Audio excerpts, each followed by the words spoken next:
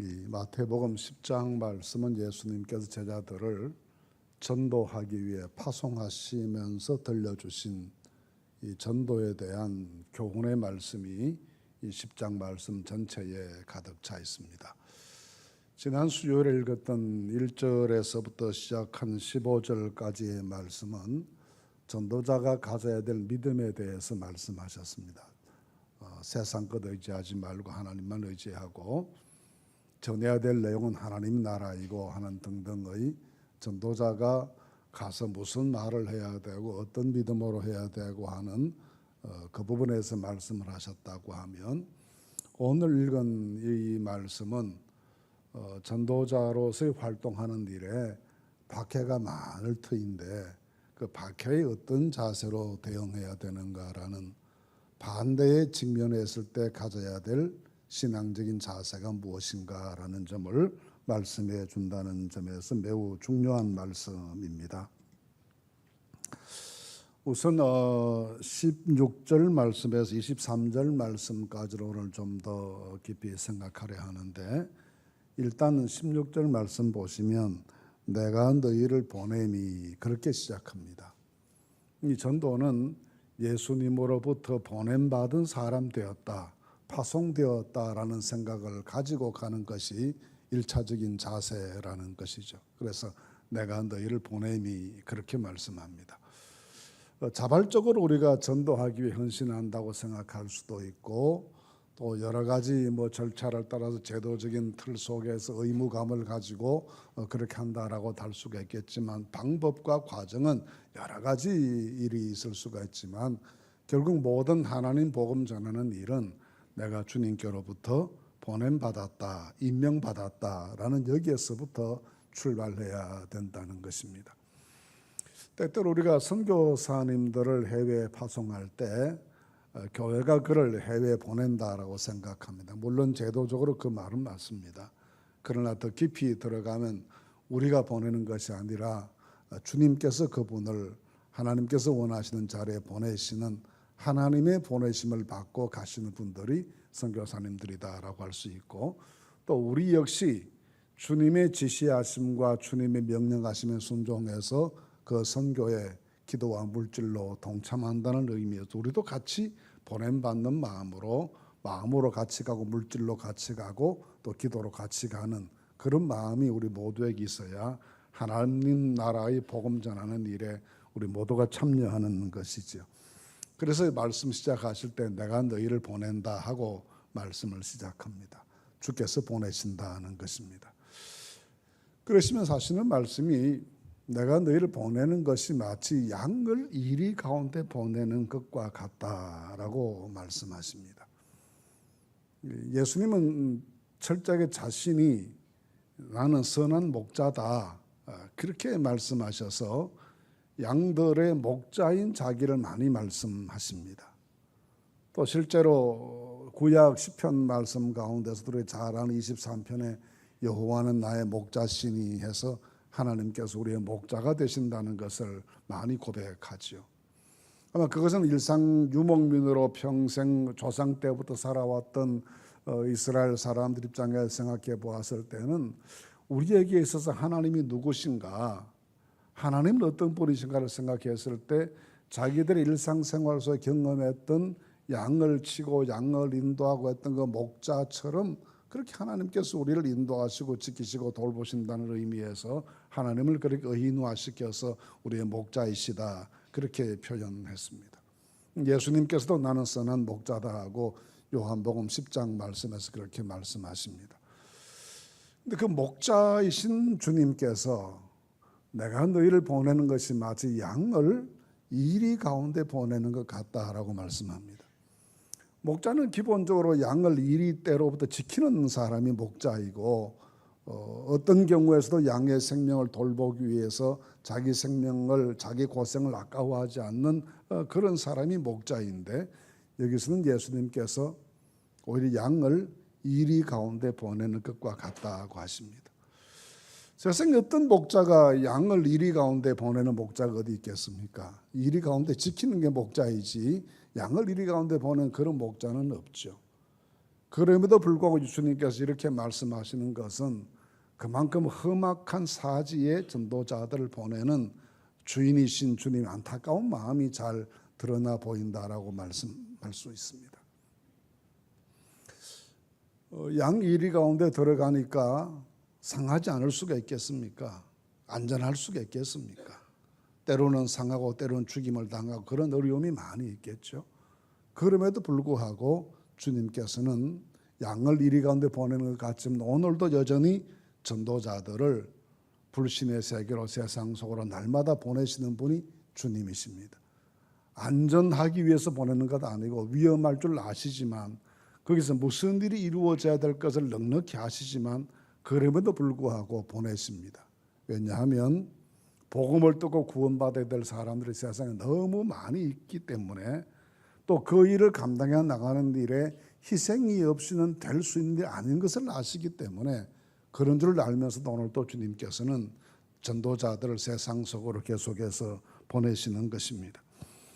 그렇게 보내시면 마음이 너무 안타깝기 때문에 하시는 말씀이 있습니다. 너희는 뱀처럼 지혜롭고 비둘기처럼 순결해라 하고 당부하십니다. 양을 이리 가운데 보내는 것과 같이 어려운 곳에 피할 수 없는 고난이 있는 곳에 어쩌면 죽음이 기다리는 곳으로 제자들을 보내시면서 이런 안타까운 마음으로 보내지만 가서 부디 비둘기처럼 순결하고 뱀처럼 지혜롭게 잘해라 하고 당부하시는 것이죠. 저는 이 말씀 속에 주님의 눈물이 있다고 생각하고 주님 안타까운 마음이 있다고 생각합니다. 이 뱀처럼 지혜로워라는 말 우리는 잘 이해가 잘 안 되죠. 뱀 그럼 우리는 성경에서 뱀 그럼 아주 기분 나쁜 동물로 여겨집니다. 그래서 아주 혐오스럽게 생각하는 게 우리 일반적인 정서이죠. 근데 그 뱀을 지혜의 대명사로 사용하시면서 뱀처럼 지혜로워라 하시는 말씀도 가만히 생각해 보면 얼마나 제자들을 염려하시면 그런 말씀을 하셨을까. 어떻게 하든지 뱀처럼 지혜로워서 살아남고 뱀처럼 지혜롭게 잘 처신해서 필요 이상의 화를 당하지도 말고 자기를 지키고 어떻게 하든지 잘 보존되면서 잘 감당해라 하시는 안타까운 당부의 말씀이기도 합니다. 그런데 사람이 너무 지혜롭다가 보면 순수성을 지키기가 어려워집니다. 그래서 덧붙여 하시는 말씀이 비둘기처럼 순결해라 하고 말씀하십니다. 지나치게 지혜롭다 보면 순결을 지키기가 어렵고 지나치게 순수성을 강조해서 보존하다 보면 지혜로운 결정이 어려워지게 되는데 주님이 두 가지를 다 요구하십니다. 그래서 우리가 항상 세상 속에 살면서 믿음으로 살아가는 일상생활을 살아가면서도 뱀처럼 지혜롭게 비둘기처럼 순결하게 그 내용의 말씀을 늘 기억해서 지혜로우면서도 순결하고 순결하면서도 지혜롭고 이 겸비되기 참 어려운 두 가지를 성령의 도우심 속에서 이 두 가지 요소를 잘 겸비하면서 언제나 하나님 앞에서 바른 믿음의 길을 걷는 주님의 축복이 늘 함께 하시게 되기를 간절히 바랍니다. 상하지도 않고 그렇다고 오염되지도 않고 오염되지도 말고 또 상하지도 않고 이렇게 되기를 원하는 것이 주님께서 제자들을 향하신 안타까운 소원이셨습니다. 우리를 향해서도 험한 세상에 너희가 살아가는데 부디 그것 때문에 세상에 오염되지도 말고 또 그렇다고 해서 미련해서 상하지도 말고 두 가지를 다 잘 보존해라 하시는 주님의 당부를 마음에 담으실 수 있기를 바랍니다. 이것은 사람의 지혜나 사람의 능력으로 가능한 일이 아니죠. 오직 성령의 도우심으로만 지혜롭기도 하고 순결하기도 한 이 두 가지 요소를 다 잘 겸전할 수 있다 생각합니다. 이런 은혜가 함께 하시게 되기를 간절히 바랍니다. 그 다음에 주님이 하시는 말씀이 많은 박해가 있을 것을 강조하셨습니다. 많은 박해가 있을 것을 강조하시는데 사람들을 삼가라 그들이 너희를 공회에 넘겨주겠고 그들은 회당에서 채찍질하리라 했습니다. 박해를 하는데 박해하는 사람의 종류를 세 종류로 말씀하셨습니다. 처음에는 보시면 18절 말씀에는 총독들과 임금들 앞에 끌려가리니 그랬습니다. 권력자들에 의해서 박해받는다 하셨습니다. 그 다음 21절 말씀은 형제가 형제를, 아버지가 자식을, 자식들이 부모를, 가족들로부터의 반대에 부딪힐 때가 많다는 것을 말씀합니다.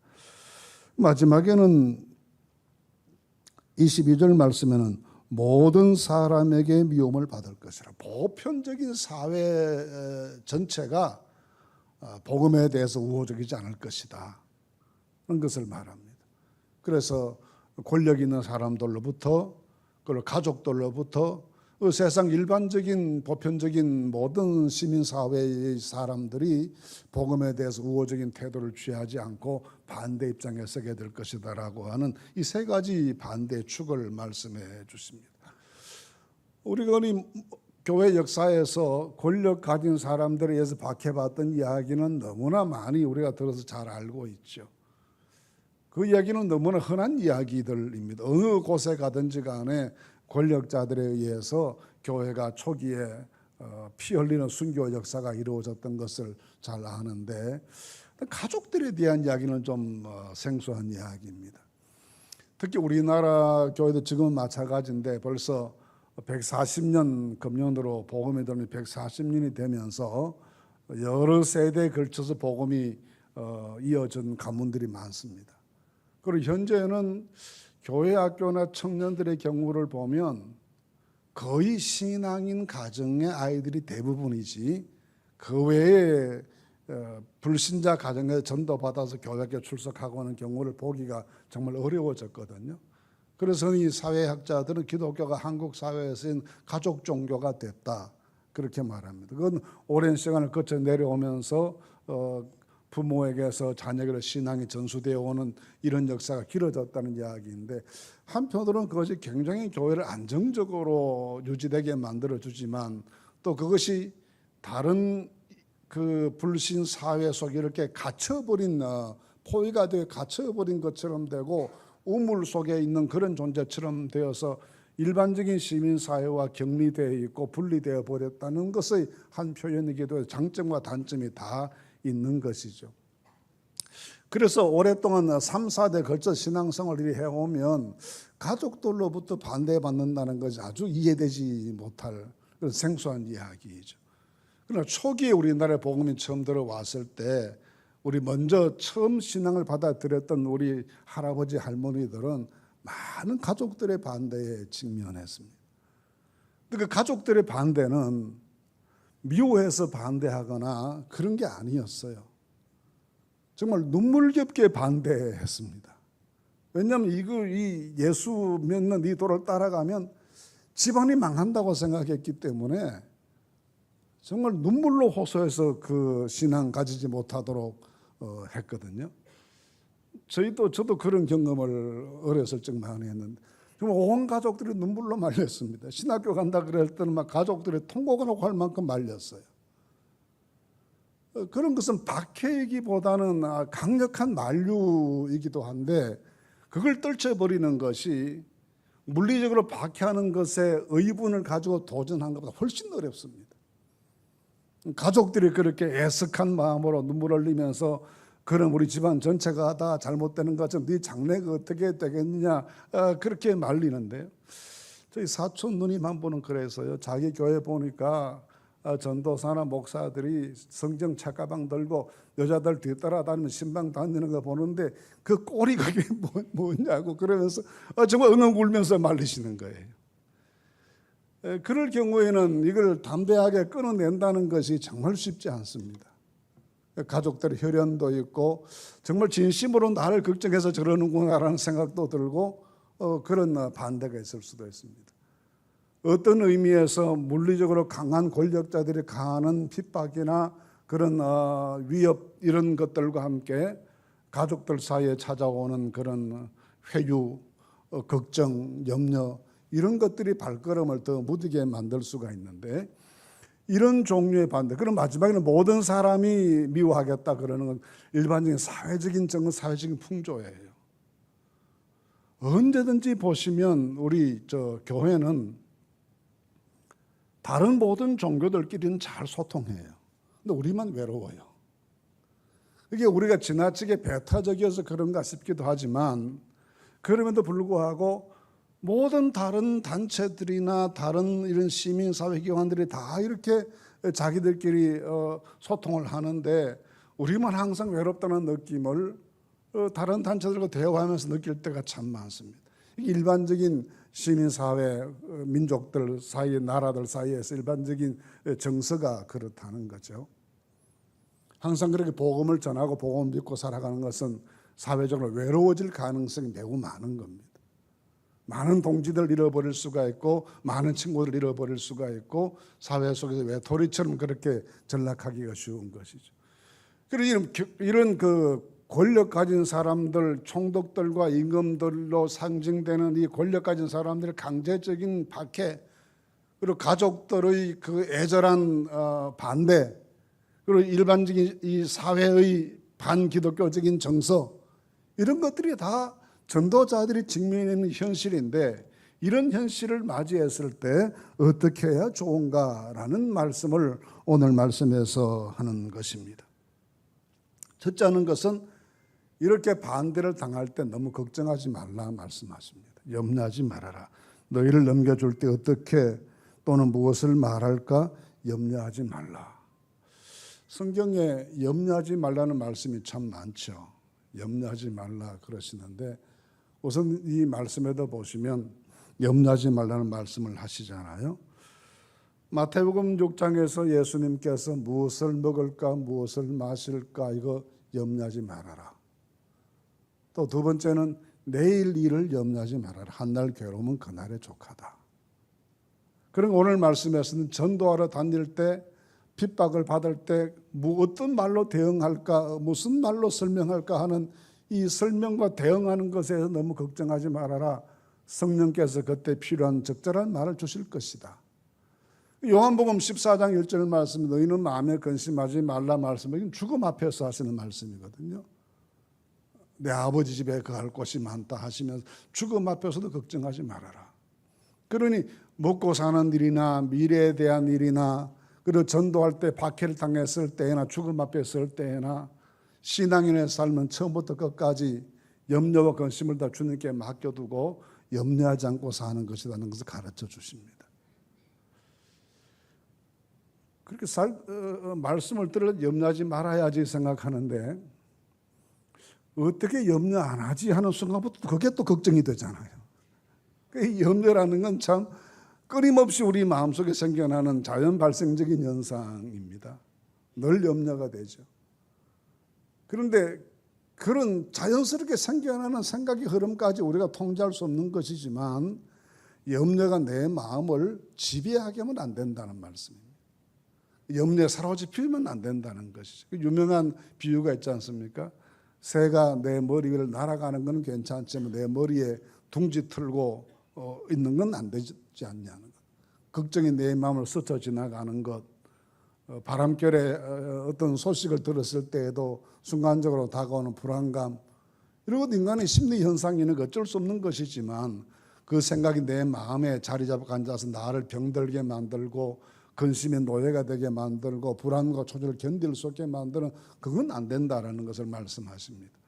그래서 무엇을 먹을까 입을까를 위해 그렇게 걱정하지 말는 것과 마찬가지로 내일 일에 대해서 과도하게 걱정의 포로가 되지 않는 것처럼 죽음 앞에 섰을 때 하나님께서 나를 위해 하늘집을 예비했었을 믿고 그것도 걱정하지 않는 것처럼 박해를 받을 때에도 반대를 당할 때에도 걱정하지 않는 것이 필요하다는 것을 말씀해 주십니다. 그러면서 하시는 말씀이 이 모든 박해의 과정이 극심하겠지만 끝이 있다는 거예요. 그래서 하시는 말씀이 이렇게 너희가 내 이름으로 말미암아 모든 사람의 미움을 받을 것이나 그 다음 말씀이 뭡니까? 끝까지 견디는 자는 구원을 받으리라. 끝이 없을 것 같은 박해가 있지만 끝이 있다는 겁니다. 그 박해도 그칠 때가 있다는 거예요. 그때까지 견뎌라는 말씀입니다. 견디면 구원을 받으리라 했습니다. 수서역에서 SRT 기차를 타고 가다 보면 어디까지 가는지는 모르겠는데 굉장히 길게 터널을 지나가요. 거의 한 10분 정도 터널로만 지나가는 것 같아요. 굉장히 길게. 근데 그렇게 터널을 지나가면서 우리가 걱정하거나 불안해하지 않습니다. 왜 걱정과 불안하지 않는가 하면 끝이 있을 거 아니까요. 조금 참고 지나가면 밝은 지상으로 나간다는 걸 다 압니다. 그래서 그 캄캄한 어둠 속으로 들어가면서도 누구도 그것 때문에 막 불안해하거나 소리 지르거나 그렇게 하지 않습니다. 끝이 있기 때문에, 그걸 알기 때문이죠. 초기 교회가 끝없을 것 같은 박해에 빠져들었습니다. 정말 끝이 없을 것 같았습니다. 세계를 지배하는 로마가 교회를 박해하는데 그 로마가 망할 거라고 누가 상상하겠습니까? 아무도 상상 못하는 거죠. 그리고 로마가 언제 생각이 바뀌고 이게 생각이 정치가 뒤집어져서 친기독교적인 그런 정치가 될 것이라고는 또 누구도 상상 못합니다. 근데 하나님께서는 그 끝이 있게 하시거든요. 박해도 끝이 있게 하시고 어려운 시기도 어두운 시기도 다 끝이 있게 하시고 마침내 로마가 기독교를 국교로 받아들이게 되기까지 하나님께서 역사하시지 않습니까? 그러니까 이 박해받는 세월, 핍박 많은 전도자의 삶을 살아가 어려운 시기를 지나가면서도 주님께서 성도들에게 부탁하시는 것은 그것도 다 끝이 있다. 끝날 때가 있다. 그때까지 기다리면 구원을 받으리라 하십니다. 가족들의 전도나 주변 지인들의 전도를 위해서 많이 노력하지만 그때마다 반대에 부딪히고 냉소적인 반응 때문에 마음의 상처만 받고 그렇게 해서 돌았을 때가 많으시죠. 그래서 그 반대하는 완강한 마음도 녹아질 때가 있다고 믿으시길 바랍니다. 하나님께서 그때는 우리에게 허락해 주실 것입니다. 낙심하지 말고 포기하지 말고 또 기도하고 또 도전하고 또 사랑으로 섬기실 수 있기를 바랍니다. 끝이 있도록 하나님께서 역사해 주십니다. 그다음 한 가지 더 말씀하시는 것은 23절 말씀 보시면 이 동네에서 너희를 박해하거든 저 동네로 가라. 이건 순리를 따르라는 말씀이에요. 어느 동네에서 박해를 하는데 내가 여기서 순교해야지 하고 그 박해에 맞부딪혀서 끝까지 그러지 말고 너무 반대가 심하면 하나님께서 열어주시는 새로운 길로 가라는 겁니다. 사도 바울이 다메섹 가다가 회개하고 예수님 영접하고 난 다음에 처음 전도했던 곳이 다메섹이었습니다. 근데 처음 예수 믿고 이제 눈도 잘 보이지 않고 그러다가 눈 뜨게 되고 해서 그 다메섹에서 오히려 믿는 사람들을 잡아가기로 왔던 사람이 오히려 예수께서 그리스도라고 전도하기 시작하니까 그를 아는 유대인 공동체나 모든 사람들이 발칵 뒤집어졌지 않겠습니까? 그런 나중에 아라비아 가서 3년간 좀 기도하고 난 다음에 다시 다메섹 들어가서 전도하는 이제는 이 아레다 왕이 그를 밖에서 잡아가려고 그럽니다. 그때 바울이 광주리를 타고 다메섹 성을 탈출합니다. 거기에 그냥 머물러 있지 않습니다. 나중에 예루살렘으로 탈출해서 예루살렘으로 가죠. 예루살렘으로 갔더니 예루살렘 교회 성도들이 이 바울의 회개를 반신반의해요.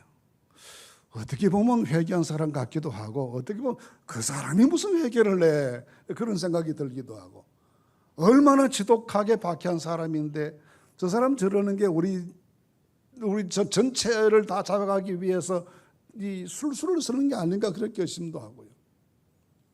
그런 가운데 또 바리새파나 유대인들은 또 유대인들대로 이 사람이 변질됐다고 하니까 자기 편인 줄 알았는데 변질됐다고 하니까 바울을 암살하려는 계교를 꾸밉니다.